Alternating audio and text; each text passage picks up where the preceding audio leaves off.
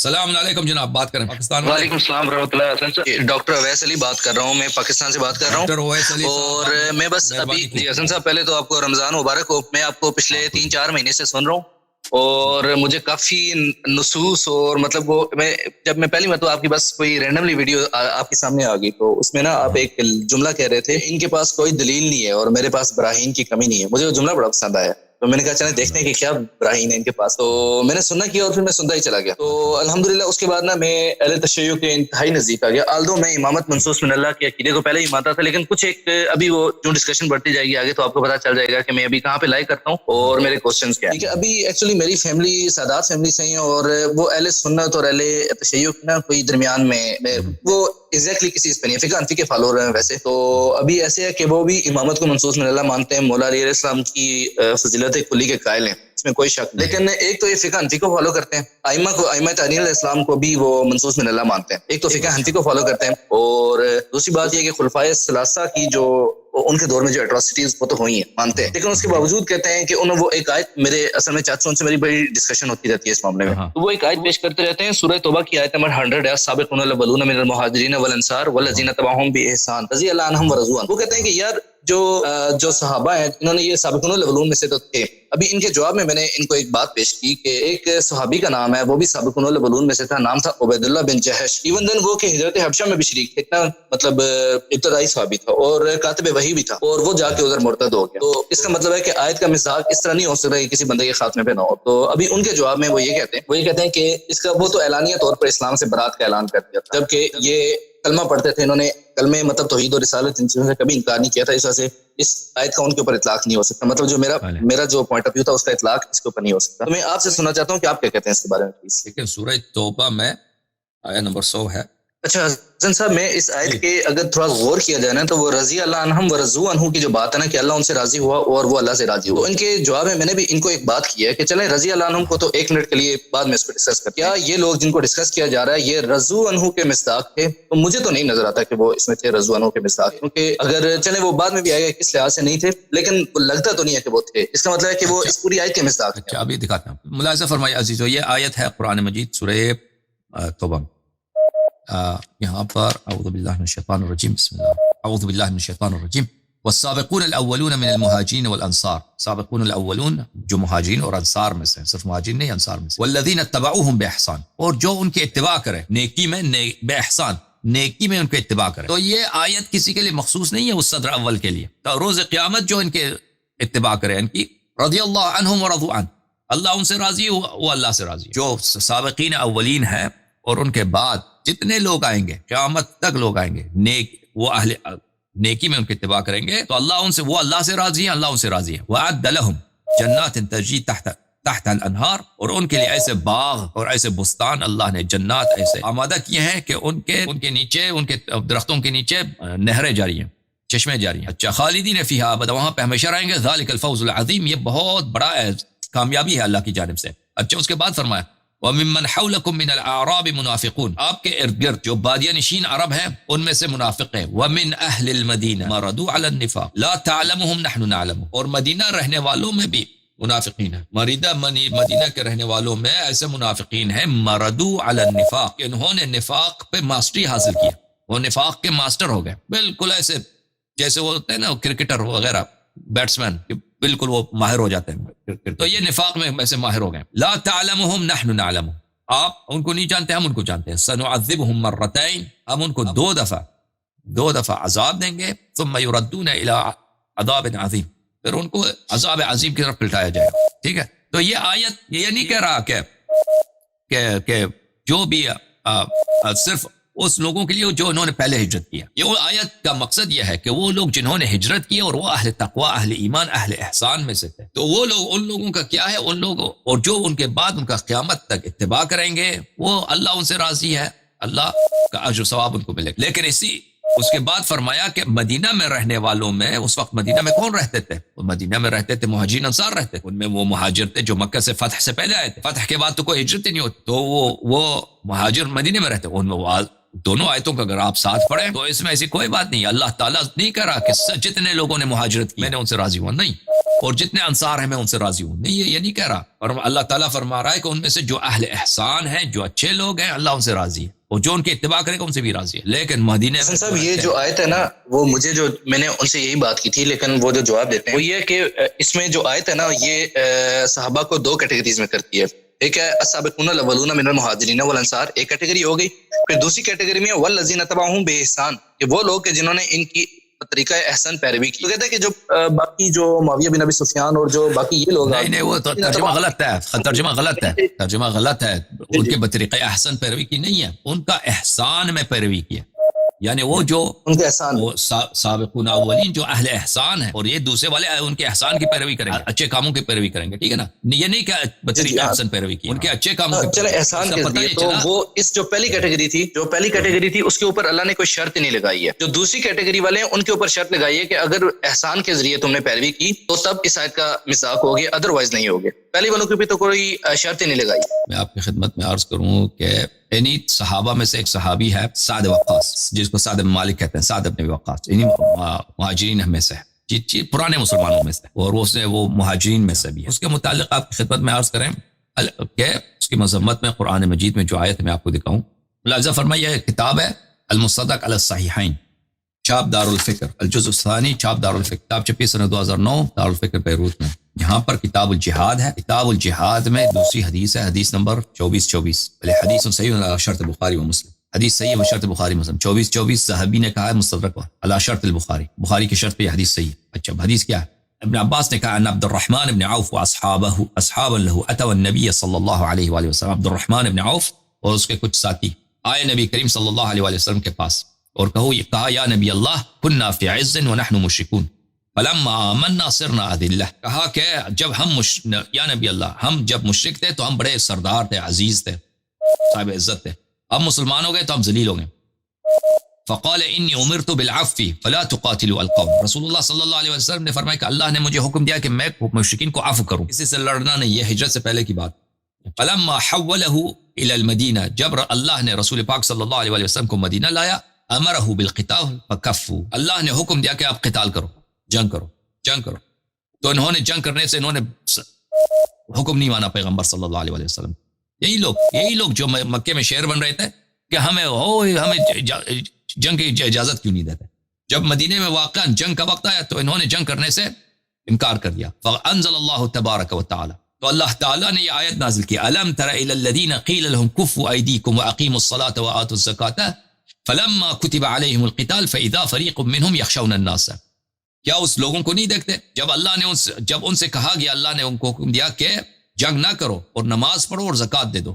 مکے میں کیا تھا؟ نماز پڑھو, زکوٰۃ دے دو اور جنگ نہ کرنا. اچھا, یہی لوگ فلما کتب علیہم القتال, جب ان پہ جنگ لازم واجب ہو گئی ہے تو یہ کیا اذا فریق منهم یخشون الناس, یہ جہاد کرنے سے ڈرتے ہیں, نہیں جہاد کے لیے نہیں جانا چاہتے, ڈرتے ہیں. اچھا, ملاحظہ فرمائیے, اسی کو میں آپ کی خدمت میں مستدرک جو اردو والی مستدرک ہے ترجمے کے ساتھ اس میں دکھا دوں کہ انہوں نے کیسا ترجمہ کیا ہے. یہ کتاب ہے المستدرک علی الصحیحین للحاکم النیشابوری, ترجمہ اردو کے ساتھ, شبیر برادرز, یہ چھپی ہوئی کتاب ہے. اچھا, مترجم کا نام بھی یہاں پہ لکھا ہے. یہاں پہ آپ کو لے کے چلتے ہیں میرے معزز ناظرین, صفحہ نمبر 514 میں.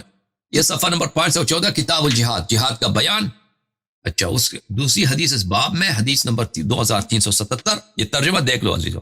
ابن عباس سے روایت ہے کہ حضرت عبد الرحمن ابن عوف اور ان کے کچھ ساتھی, صرف وہ نہیں ہیں, ان کے ساتھی بھی ہیں. سابقون الاولون کی بات, یہ سابقون الاولون نہیں ہیں. یہ لوگ سابقون الاولون ہمارے نزدیک اہل بیت امیر المؤمنین علیہ السلام ہیں, ابو ذر ہیں, یہ لوگ ہیں.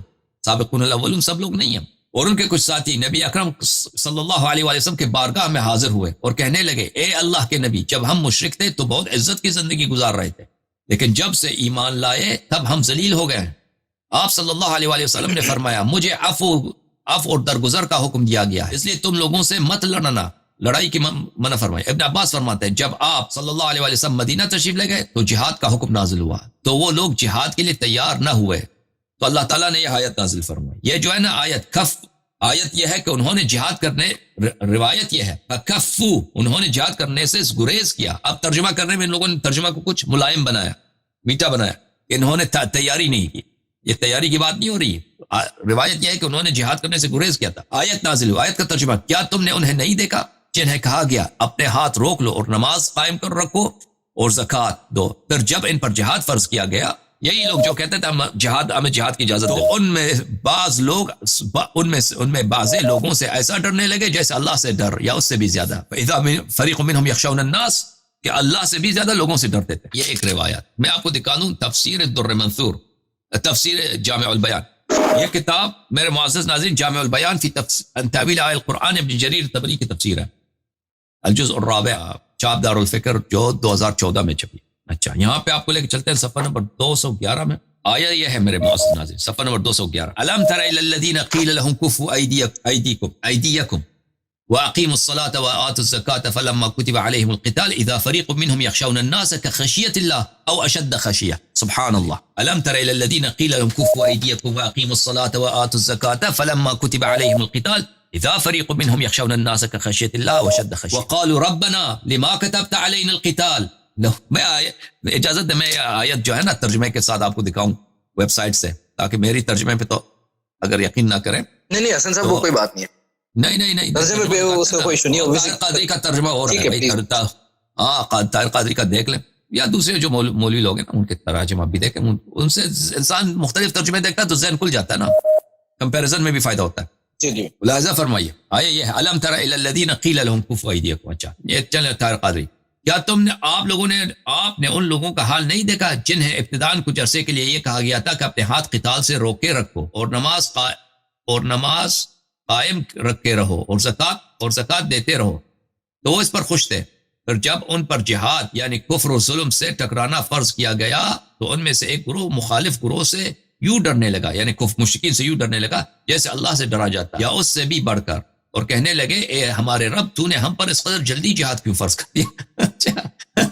تو نے ہمیں مزید تھوڑی مدت کے لیے مہلت کیوں نہ دی؟ آپ انہیں فرما دیجئے کہ دنیا کا مفاد بہت تھوڑا یعنی معمولی شے ہے, اور آخرت بہت اچھی نعمت, اس کے لیے جو پرہیزگار بن جائے وہاں ایک داغے کے برابر بھی تمہاری حق تلفی نہیں کی جائے گی. ٹھیک ہے نا. اس کے بعد والی آیت بھی زبردست ہے, اینما تکونوا یدرککم الموت ولو کنتم فی بروج مشیدہ. تم جہاں بھی ہو تمہیں موت پکڑ لے گی, تم مضبوط قلعوں میں بھی ہوں اور اگر انہیں کوئی اچھی بات ہے. تو یہ آیت ہے. اچھا, آپ چلتے ہیں دوبارہ ابن جریر کے پاس.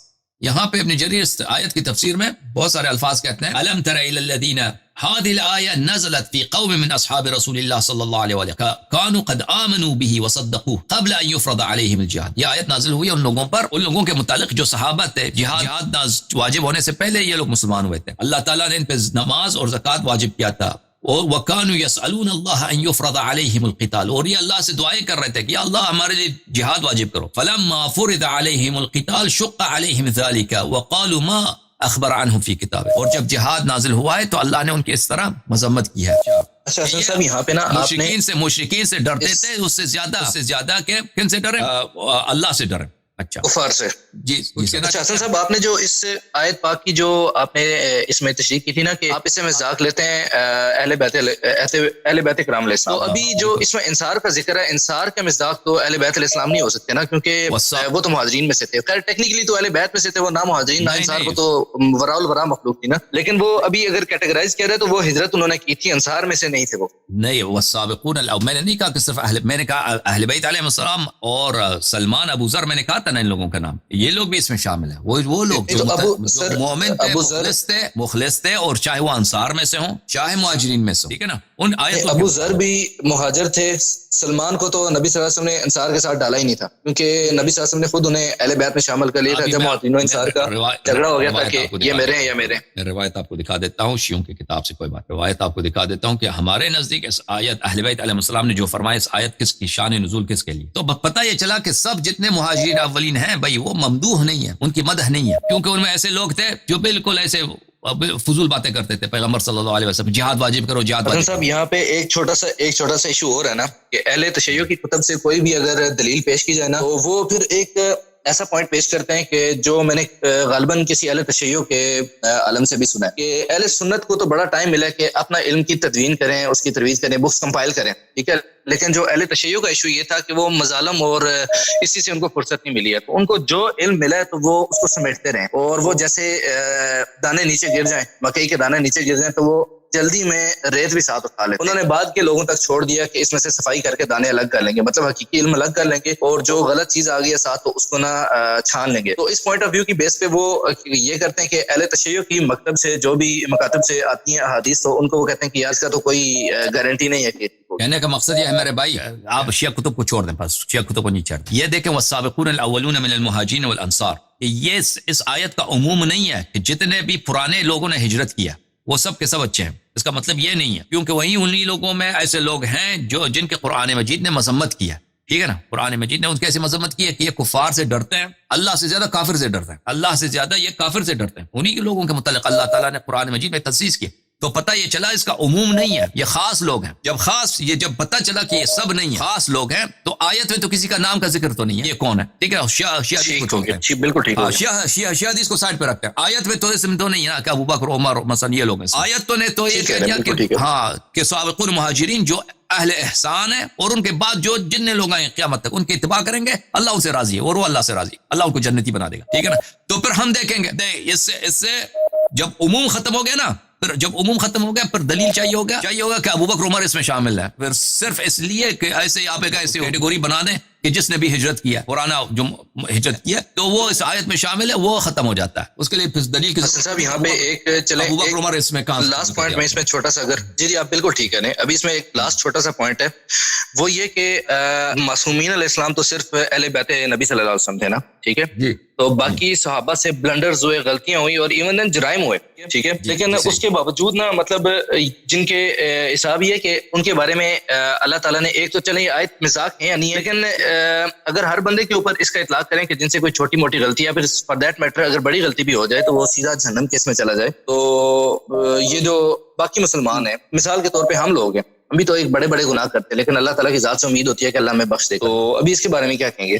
کیونکہ یہ اللہ تعالیٰ ہو سکتا ہے کہ انہیں معاف کر دے اس بات کے اوپر، جو جہاد نہ کرنا مطلب، یا پھر اس کے بارے میں اویلات کرنا کہ تھوڑا لیٹ ہمیں جہاد کا حکم مل جاتا. تو الٹیمیٹلی سعد بن ابی وقاص کا تو ذکر آتا ہے کہ انہوں نے جہاد کیا ہے. ابوبکر عمر کی آلدو کوئی بہت زیادہ وہ نہیں آتا کہ انہوں نے کوئی بہت کارنامے سر انجام دیا، لیکن کھڑے تو تھے وہاں پہ. کہاں پہ کھڑے تھے؟ میدان جنگ میں، اور بھاگ بھی گئے تھے. یہ ہے، یہ بھی صحیح کتب میں ہے کہ عمر بن خطاب اور حضرت عثمان بن عفان ان کے بارے میں واقعی میں صحیح روایات میں آتا ہے کہ وہ بھاگ بھی گئے، لیکن شرکت تو کسی حد تک کی تھی نا. دیکھیں بھائی، یہ ہے کہ یہ جنگ پہ جانے کے لیے تیار نہیں ہوتے تھے، کفار سے ڈرتے تھے، ٹھیک ہے نا. کفار سے اللہ سے زیادہ کافر سے ڈرتے ہیں. جو اللہ سے یہ اصل میں یہ جو سینٹنس ہے یہ بڑا کریٹیکل ہے کہ اللہ سے زیادہ کفار سے ڈرتے، بڑا کریٹیکل سینٹنس ہے، ٹھیک ہے. جو اللہ پہ ایمان رکھتا ہے، اللہ سے ڈرتا ہے، کافر سے اتنا زیادہ نہیں ڈرتا، تو وہ قربانی دینے کے لیے حاضر ہوتا ہے کہ اگر اس کی جان چلی جائے، جو اللہ سے زیادہ ڈرتا ہے. چلے آدمی کمزور بھی ہے نا، جنگ کرنا ہر ایک کی تو بات نہیں ہے نا، بعض لوگ ہوتے ہیں کمزور ہوتے ہیں، اس سے زیادہ جنگ نہیں ہوتی، لیکن وہ یہ ہوتا ہے کہ اصل میں باقی یہ سینٹنس آ جاتا ہے کہ اللہ سے زیادہ کفار سے ڈرتے ہیں. سینٹنس کریٹیکل ہے، بہت کریٹیکل.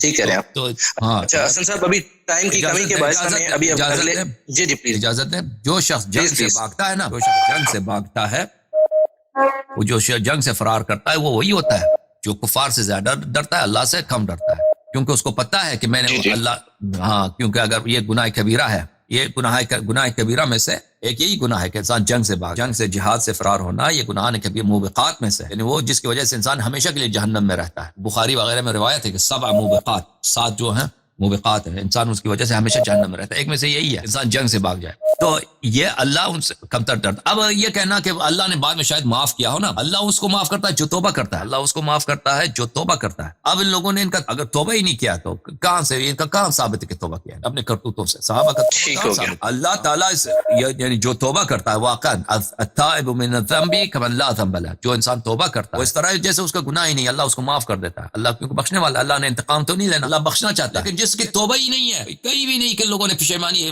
ندامت کا اظہار کیا، ہم جنگ سے بھاگے تھے، ندامت یہ توبہ کچھ بھی نہیں ہے ان لوگوں کچھ بھی نہیں. یا مثلا اہل بیت علیہ السلام کے ساتھ انہوں نے جو کام کیا، غلط کام کیا، انہوں نے توبہ کیا ہو، اس طرح تو کچھ بھی نہیں ہے، یہ اسی طریقے پہ مصر ہے. جی سر مزید بولیں. اچھا، اور حسن صاحب ابھی جو دوسرا کوشچن ہے، میں ویسے نا ایک کریٹیکل مائنڈ کا بندہ ہوں، اور مجھے جو علم پیش کیا جاتا ہے دلیل کے ساتھ اور نصوص کے ساتھ، تو میں اس کو ماننے والا بندہ ہوں، ایک وہ ہٹ کرم بندہ نہیں ہوں. تو اس وجہ سے مجھے جو مین اسٹریم کے جو علماء، جن کی علماء تو خیر کیا کہیں گے، علماء سو کہہ سکتے ہیں یا پھر کم علم کہہ سکتے ہیں، ان کو میں سنا فار ایگزامپل انجینئر محمد علی مرزا کو، تو کافی حد تک نا میری مینٹلٹی چینج ہو گئی ہوئی تھی. مثال کے طور پہ یہ جو توحید کی انہوں نے ایک اختراع نکالی ہوئی ہے کہ جو ائمہ تابعین علیہ السلام اور انبیاء سے مدد مانگنا جو ہے نا وہ شرک ہے اور غلطی ہے. ایٹ لیسٹ ان کا نہیں کرنا جو ہے نا اس کا ابطال تو قرآن خود کرتا ہے، جو میں نے قرآن پاک کی آیات میں خیر بتا بھی سکتا ہوں کہ جسے خود ثابت ہوتا ہے کہ یہ ان کا پوائنٹ آف ویو ہے، یہ غلط ہے. لیکن اس کا اس بات جو ہے نا وہ مجھے نہ قرآن میں ملا ہے اور اہل سنت کی کتب میں تو نہیں ہے. تو کیا اہل تشیع کے منابع میں کوئی ایسی چیز ہے کہ جس میں ائمہ علیہ السلام یا پھر حضور پاک صلی اللہ علیہ وسلم؟ جی سر، مجھے میرے اپنے اس کے لیے اگر کائنڈلی مجھے 2-3 دکھا دیجیے پلیز، کیونکہ میں آج سے پہلے میں نے اہل سنت کے منابع اور مصادر کے علاوہ کبھی اہل تشیع کو اس کو ٹچ نہیں کیا ہے،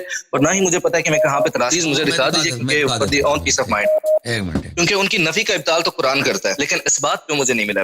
آپ بولتے ہیں غیر اللہ سے مدد مانگنے کو بولتے ہیں نا؟ جی میں اسی وہی کہہ رہا ہوں، غیر اللہ تو ہے ہی نہیں، وہ ان کو غیر اللہ کنسیڈر کرنا تو ہے ہی نہیں، وہ مع اللہ کی کیٹیگری میں آتے ہیں، من دون اللہ کی کیٹیگری میں وہ آتے ہی نہیں ہیں. کیونکہ جو اللہ تعالیٰ نے جو آیت ہے نا کہ اللہ تعالیٰ قرآن پاک میں فرماتے ہیں، ابھی مجھے سورت کا یاد نہیں ہے، کہ اتخذوا احبارهم ورهبانهم اربابا من دون اللہ والمسیح ابن مریم، کہ اللہ نے مسیح ابن مریم کو من دون اللہ کی کیٹیگری سے الگ کر لیا. پہلے احبار اور رہبان کو مینشن کیا اور بتایا کہ یہ من دون اللہ ہے، اور اس کے بعد مسیح ابن مریم کا ذکر کیا، کیونکہ یہ قرآن پاک کی ادروائز 2 آیات کنٹراڈکٹ کرتے ہیں. تو اللہ کا قرآن تو ایک ہی کلیے پہ چلتا ہے نا، اس میں کوئی کنٹراڈکشن نہیں ہے. تو اس وجہ سے وہ جو تمام آیات پیش کرتے ہیں کہ بھائی یہ دیکھو کہ غیر اللہ سے مدد مانگنے کی نفی کی گئی ہے، تو اس کا اطلاق انبیاء و اہل بیت طاہرین علیہ السلام پہ نہیں ہوتا. یہ تو ثابت ہے. مجھے اگر کائنڈلی اسبات کی حدیث اہل تشیع کی کتب سے دکھا. ویسے حسن صاحب آپ غیر اللہ کنسیڈر کرتے ہیں اہل بیت طاہرین علیہ السلام کو؟ اللہ تو نہیں ہے، وہ اللہ نہیں ہے بھائی، غیر اللہ اللہ نہیں ہے. اصل میں اللہ نے انبیاء کو من دون اللہ کی کیٹیگری سے تو نکالا ہوا ہے، ٹھیک ہے. وہ تو میں قرآن کی آیت بھی آپ کو میں نے بھی پڑھ کے سنائی ہے کہ اس میں احبار اور رہبان کو من دون اللہ کیٹیگرائز کیا ہے، اس کے بعد عیسیٰ بن مریم کا نام لیا اللہ نے. اس کا مطلب من دون اللہ میں سے تو ایٹ لیسٹ نہیں ہے، اللہ تو نہیں ہے. یہ بھی ہمارا ایمان کا حصہ ہے. اس کا مطلب کہ ایک تیسری کیٹیگری ہونی چاہیے مع اللہ، کہ اللہ کے ساتھ والا ہے، یہ جو نہ من دون اللہ ہے نہ اللہ ہے. غیر اللہ سے مراد ہمارا یہ ہے کہ وہ اللہ نہیں ہے بھائی، اللہ نہیں ہے، ٹھیک ہے نا. دیکھیں یہ کتاب ہے میرے محترم ناظرین، کامل الزیارات. کامل الزیارات جو ہے شیعوں کے نزدیک نہایت ہی معتبر کتب میں سے ایک کتاب ہے کامل الزیارات. یہ کتاب چھپی ہے طبع في المطبعة المباركة المرتضوية في النجف الأشرف سنة 1356، یعنی آج سے تقریباً 90 سال پہلے 96 سال پہلے یہ نجف الاشرف میں کامل الزیارات. اس کے جدید چاپ بھی بہت سارے، اور علامہ امینی نے اس کتاب کی تصحیح کی. یہاں پہ الباب الثامن والاربعون صفحہ نمبر 130 میں جو ہے، یہاں پہ 48واں جو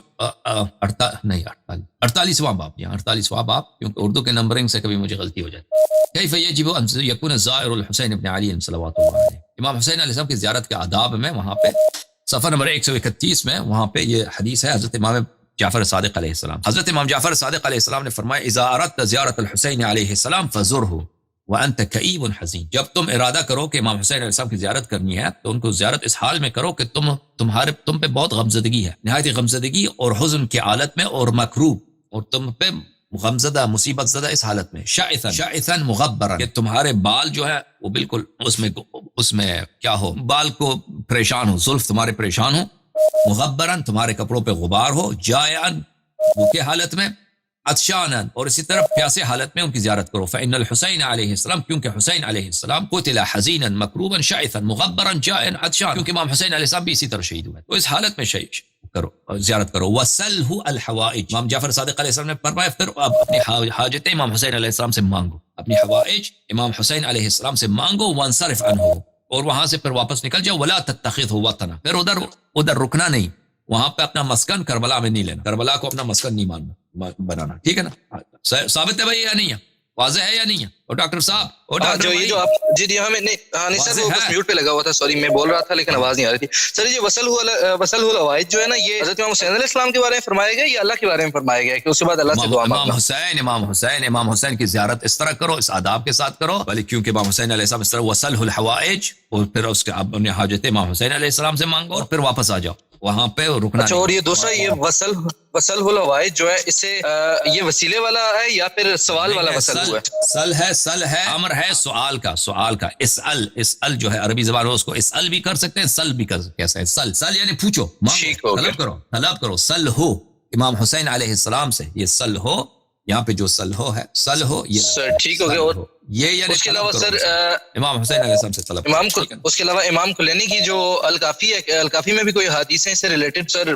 بہت شکریہ ہوگا آپ کا اگر کائنڈلی مجھے وہ بھی دکھا دیجیے، کیونکہ آپ نے نا ملٹیپل ٹائمز نا آپ نے کچھ مناظرے کی جو ویڈیوز ہیں آپ کی مختلف لوگوں کے ساتھ، تو اس میں آپ بیان کرتے ہیں، مطلب مثال کے طور پہ دہریوں کے ساتھ ایک وہ مناظرہ تھا کسی بندے کا، تو آپ نے بڑا زبردست منطقی اس کو جواب دیا تھا کہ پہلے اس کے ایتھیزم کا ابطال کیا تھا جو اس کی دہریت تھی، تو وہ اصل میں اگر کمپلیٹ ہو جاتا، اگر آپ ایک الگ سے ویڈیو بنا دیتے کہ اس کے بعد ہمارے کیا دلائل ہیں کہ اللہ نے خلق کیا، آلدو ایک مومن کے لیے تو وہ دلائل کمپلیٹ ہوتے ہیں، میں خود ڈاکٹر ہوں اور میرے لیے تو جو ڈیورنگ میری جو میڈیسن کی اسٹڈی تھی اس کے دوران ہی میرے اوپر یہ عقل کشائی ہو گئی تھی کہ واقعتاً اللہ خالق ہے اور اس کے علاوہ کوئی خلق نہیں کر سکتا، وہ بہت انتہائی کمپلیکسٹی اور جو انفینٹلی کمپلیکس، آپ نے بھی ایک ورڈ یوز کیا اور واقعتاً ایسا ہے، لیکن ایک دفعہ اگر ایک ویڈیو میں کمپائل کر دیں تو باقی لوگوں کے لیے بہت آسانی ہو جائے گی۔ اور کس چیز کو؟ ہاں، یہ جو ایک ایتھیسٹ کے ساتھ آپ کا مناظرہ تھا اور اس میں نا آپ نے کہا تھا کہ پہلے تم یہ پروف کرو کہ اللہ نہیں ہے، اور وہ بڑا منطقی طور پر بڑا زبردست آپ نے پیش کیا۔ جی ہاں، وہ بہت زبردست تھا، لیکن ابھی جو آپ نے کہا تھا کہ تم اس بات پہ پہلے آ جاؤ کہ مجھے نہیں پتا کہ اللہ ہے یا نہیں ہے، اس کے بعد نیکسٹ اسٹیج پہ میں پروف کروں گا کہ بھائی ہاں واقعی میں اللہ ہے، تو وہ اگر نیکسٹ اسٹیج نا آپ کسی ویڈیو میں اگر کائنڈلی ریکارڈ کروا دیجیے۔ سوری جی اچھا سر، میرا دوسرا کوشچن ابھی، ہاں چلے اگر مجھے ایک حدیث اور پیش کر دیجیے اس کے معاملے میں، اسی معاملے میں، تو کتاب کو پیجز پلٹا رہا ہوں، مجھے پیج مل جائے میں آپ کو دکھا۔ اچھا، یہ کتاب کشف المحجہ لثمرۃ البہجہ سید ابن طاؤوس رحمۃ اللہ علیہ کی، یہاں پہ یہ روایت کرتے ہیں کلینی سے رحمۃ اللہ علیہ سے، کلینی سے روایت کرتے ہیں۔ اچھا ملاحظہ فرمائیے، ما رواہ محمد بن یعقوب الکلینی نے روایت کی ہے، کتبت الی ابی الحسن علیہ السلام، میں نے حضرت امام ہادی علیہ السلام کو خط لکھا ہے، ان الرجل یجب ان یفضی الی امامہ ما یجب ان یفضی به الی ربہ، کہ انسان کو، مومن کو بعض دفعہ ضرورت پڑتی ہے کہ وہ چیز جو اس کے اور اللہ کے درمیان ہے وہ اس کو اپنے امام کے ساتھ بولے، جو اس کے ایک ایسا کام ہوتا ہے انسان کے دل میں جو صرف اللہ سے کہہ سکتا ہے، وہ انسان کو ضرورت ہوتی ہے کہ وہ اپنے امام سے بھی اس بات کو ذکر کرے، تو وہاں سے فکتبہ جواب آیا، خط آیا امام علیہ السلام کا، ان کانت لک حاجۃ فحرک شفتیک فان الجواب یاتیک، تو جواب آیا امام علیہ السلام کی جانب سے، اگر تجھے کوئی کام ہو تو اپنا جو ہے، اپنا منہ جو ہے، تم اپنے زبان کو ہلا دو، بس اپنے زبان کو ہلا، اپنے ہونٹوں کو ہلا دو، فوراً تجھے جواب آئے گا انشاءاللہ تبارک۔ اچھا، میں پھر ملاحظہ فرمائے الاصول من الکافی جزء الاول، یہاں پہ ملاحظہ فرمائیے صفحہ نمبر 508 میں یہ حدیث نمبر 10 ہے، راوی کہتا ہے کہ شکوت الی ابی محمد علیہ السلام، ابو ہاشم الجعفری، یہ حضرت امام صادق علیہ السلام کے پوتے ہیں، فرماتے ہیں کہ میں نے حضرت امام جواد علیہ الصلوۃ ابو محمد حضرت امام حسن عسکری علیہ الصلوۃ والسلام کی خدمت میں عرض کیا کہ میں جیل میں ہوں اور میں قید میں ہوں، میری بڑی مشکلات ہیں۔ اچھا، فکتب الی انت تصلی اليوم الظهر في منزلك فاخرجت في وقت،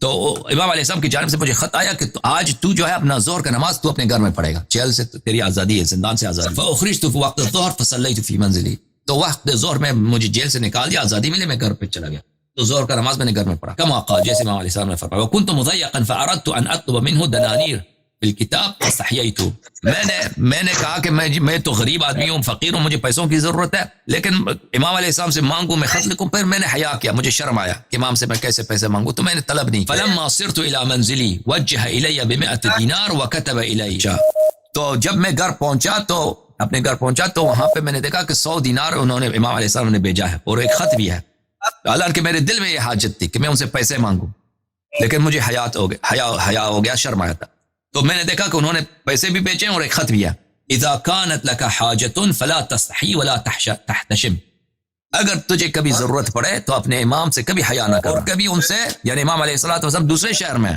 جیل میں تھے، امام علیہ السلام کو ان کے دل کا حال پتہ چلا اور خط لکھا کہ کبھی جب بھی تجھے امام علیہ السلام سے کوئی حاجت ہو تو حیا نہ کرو، شرم نہ کرو، اور کبھی مثلا تمہیں خوفزدہ ہونے کی ضرورت نہیں ہے، وَاطْلُبْهَا، اور اپنی حاجت کو امام علیہ السلام سے مانگو، فَإِنَّكَ تُحِبُّ تَرَى مَا تُحِبُّ انشاءاللہ، تو جو تیری حاجت ہے جو تو مانگتا ہے، جو تجھے پسند ہے وہی ہوگا انشاءاللہ تبارک و تعالی، یعنی تیرا حاجت برآورده ہوگا۔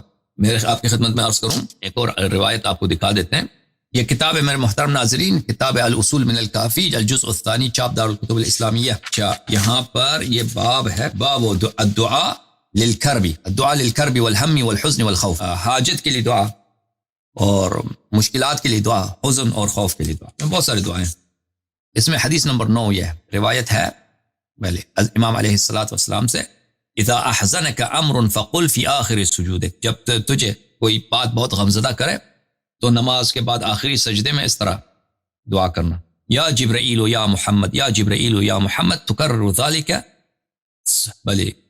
بلے کہتے جاؤ اس طرح بہت تکرار کرو، یا جبرائیل یا محمد، یا جبرائیل یا محمد صلی اللہ علیہ وآلہ، اکفیانی ما انا فی، مجھے تم مدد کرو میری، میں جس مصیبت میں ہوں مجھے اس سے نکال دو، فإنکما کافیان، کہ تم دونوں میری مدد کر سکتے ہو، واحفظانی بإذن اللہ فإنکما حافظان، اور تم دونوں یا جبرائیل یا رسول اللہ میری محافظت کرو کہ تم دونوں میرے نگہبان ہو۔ ٹھیک ہو گیا بھائی، دکھا دیا نا 2-3 حدیث، کتنے 3-4 حدیث ہو گئے ڈاکٹر صاحب، اور ڈاکٹر صاحب یہ بات نہیں کر رہا، میں دوسرا لائن لے لوں گا، ٹھیک ہے نا، ڈاکٹر صاحب کہیں چلے